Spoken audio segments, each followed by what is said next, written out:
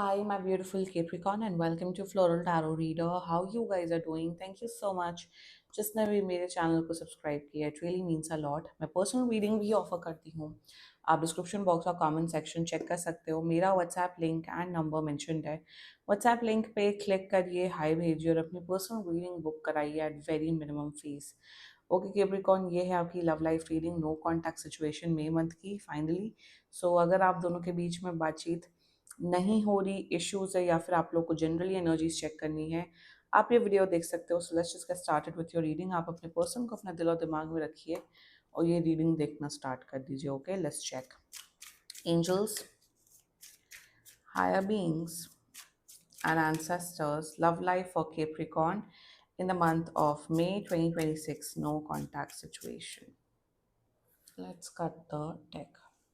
Mutual energies between both of you is the lovers. Okay, current energies of your person is magician. Intention of your person, the emperor. Okay, future action of your person, two of coins. Your energy, seven of wands in reverse, and future of this overall connection, five of swords in reverse.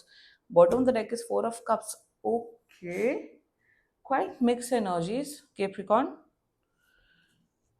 ये शुरुआत इतनी अच्छी हुई, फिर ये क्या हुआ? शुरुआत अच्छी, बिगनिंग अच्छी, एंड खराब. What is it? Why so?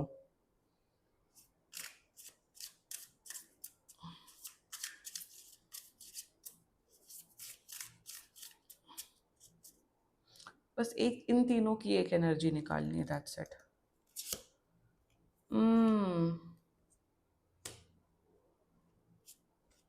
Capricorn,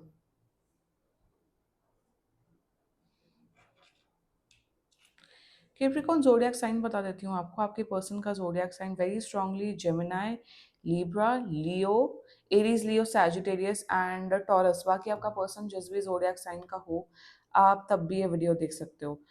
मेरे हिसाब से आप लोग अभी रिलेशनशिप में तो नहीं आए हो. Like you guys are not in a relationship. As such नहीं है कि सीरियस रिलेशनशिप है. मतलब बातचीत चल रही है, एक दूसरे को जान पहचान रहे हो. एंड यहाँ कोई एज सच शायद लड़ाई हुई है, शायद लड़ाई नहीं हुई है, या फिर इस इंसान ने थोड़ी सी बात करनी छोड़ दी. एनी विच वेज ये आपको कांटेक्ट तो 110% कर रहे हैं. कांटेक्ट कर रहे हैं एक हफ्ते के अंदर अंदर. हाँ, ओके, शुरुआत करते हैं. Mutual energies between both of you is the lovers. Definitely mutual energies में आपको ऐसा फील हो रहा है. Okay, there is a twist over here. आपको ऐसा फील हो रहा है केप्रिकॉन कि सामने वाला इंसान मेरे से प्यार में है, they are in love with me. आपके पर्सन को ऐसा फील हो रहा है कि Capricorn is also in love with me. Definitely liking है, डेफिनेटली अट्रैक्शन है. क्या आप प्यार करते हो? हाँ, प्यार भी करने लगे हो. म्यूचुअल एनर्जीज में आप दोनों को वो फीलिंग, वो कनेक्शन, वो इंटेंसिटी डेफिनेटली महसूस होती है. So mutual energies are quite good. मेरे हिसाब से आप लोग डिवाइन टाइमिंग में मिले हो. देयर इज अ डेस्टिनी का बहुत बड़ा रोल है कि आप दोनों मिले हो. So this is the mutual energies is perfect. Now जो सी एनर्जी स्टार्टिंग में तो इतनी ब्यूटीफुल है, एंडिंग में इतनी खराब क्यों है? इसका रीजन ये है कि मेरे हिसाब से ये इंसान बहुत बड़े बड़े प्रोमिस कर रहे हैं आपके साथ, केप्रिकॉन. और जो भी इंसान स्टार्टिंग में बहुत हवा में बातें करे, बहुत बड़े बड़े प्रॉमिस करे, वो भी सबसे बड़ा रेड फ्लैग होता है. यही तो कॉम्प्लिकेशंस हैं. मतलब कोई आपको मिलते ही मंडे मिले, वेडनेसडे को बोले कि मुझे आपसे शादी करनी है, चलो, that is also a red flag. क्योंकि आज के टाइम पे एक दूसरे को बिना जाने परखे, बिना किसी से शादी कर लेना या किसी के साथ रिलेशनशिप में कूद पड़ना, ये भी बहुत बड़ा रेड फ्लैग होता है. और एग्जैक्टली उसी किस्म की energy their current energies towards you is magician. कहीं ना कहीं in their energies they are quite attracted to you. Physical attraction next level है इन देयर एनर्जीज. कहीं ना कहीं मुझे यहाँ पे ये दिख रहा है कि पसंद आपको करते हैं, आपके साथ डेफिनेटली रिलेशनशिप में आना चाहते हैं. There is okay. Now look at the cards over here. See, यहाँ पे पब्लिक है, सेम पब्लिक यहाँ पे. कहीं ना कहीं ये इंसान शायद सोशल मीडिया के लिए या लोगों का दिखाने के लिए रिलेशनशिप में आना चाहते हैं कि हाँ, अब मैं केप्रिकॉन, मेरा बॉयफ्रेंड है, मेरा गर्लफ्रेंड है. सोशल स्टेटस के लिए ये आपके साथ रिलेशनशिप में आना चाहते हैं. बाय द वे, यहाँ शादी वादी की कहीं से दूर दूर तक बात नहीं है. So in their energies they like you, they are attracted towards you. और कहीं ना कहीं मुझे यहाँ पे ये भी दिख रहा है कि ये बहुत ज्यादा सोशल मीडिया पे काफी ज्यादा एक्टिव हैं, पोस्ट डालते रहते हैं. आज के टाइम पे जो भी इंसान अपने सोशल मीडिया पे बहुत ज्यादा एक्टिव है, उससे बड़ा छपरी कोई नहीं है. Yes, and I stick to this point. If you are an influencer, अगर आपकी पब्लिक प्रोफाइल है, ठीक है, कभी कभार पोस्ट डालने में, बट हर दिन पोस्ट डालने में डिफरेंस होता है। चलो ये टॉपिक किसी और दिन के लिए। But in their energies they want to be with you. 7 days के अंदर ये कांटेक्ट कर रहे हैं, 7 डेज के अंदर ये आपको प्रपोज करते भी कह रहे हैं कि हाँ आप तो मेरे गर्लफ्रेंड बन जाओ, बॉयफ्रेंड बन जाओ। बट कहीं ना कहीं इन्हें दूसरों के वैलिडेशन के लिए रिलेशनशिप में आ रहे हैं, ये अपने वैलिडेशन के लिए रिलेशनशिप में नहीं आ रही है, ये अपनी नीड्स एंड डिमांड्स फुलफिल करने के रिलेशनशिप में नहीं आ रही है। This is the biggest red flag I am seeing in your person's energy and their intent एम्पर। इंटेंट में ओके ओके, इंटेंट में यहाँ पे कहीं पे भी ऑल्सो जब भी आप लोग बातचीत करते होगे ना, एक नार्सिसिस्टिक अप्रोच लगता होगा। मतलब आप पूछते हो अच्छा तुमने तुमने खाना खाया कि नहीं, वो कहते हैं हाँ मैंने खाना खा लिया। अच्छा तुम टाइम से पहुंच गए घर की नहीं, हाँ। कभी भी आपसे ये नहीं पूछते केप्रिकॉन कि आपने खाना खाया कि नहीं, आप घर टाइम से पहुंच गए। मतलब when you ask the basic rule of communication, I am a very inquisitive person. मैंने जर्नलिज्म की है, मैंने मेरा मास कम्युनिकेशन में हिस्ट्री रहा है या जो भी रहा है। कम्युनिकेशन हमेशा टू फोल्ड होती है। If someone is asking me how are you, it's my duty, I am obliged to ask him or her how is he or how is she, even if you don't mean it.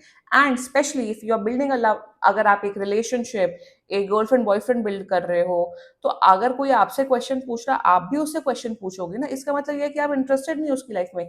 उस किस्म की भी narcissistic tendency मुझे नजर आ रही है आपके person की। एनर्जीज, वही तो मैं बोल रहा हूँ, एनर्जीज इतनी सुपर्ब होकर इतनी दो कौड़ी की कैसे हो गई? Is because of these reason. Intention में विद द एम्पर, ये अपनी मनमानी करके इस रिलेशनशिप को चलाना चाहते। 7 दिन अभी ये कहीं गायब है, इन्होंने शायद आपको गोस्ट किया हुआ है। 7 दिन के अंदर कांटेक्ट करेंगे, आप पूछेंगे कि तुम 3-4 दिन गायब कैसे हो गए, हमारा तो रिलेशन बिल्ड हो रहा था, हम तो पसंद करते एक दूसरे को। तो ये लेम सा बहाना देंगे।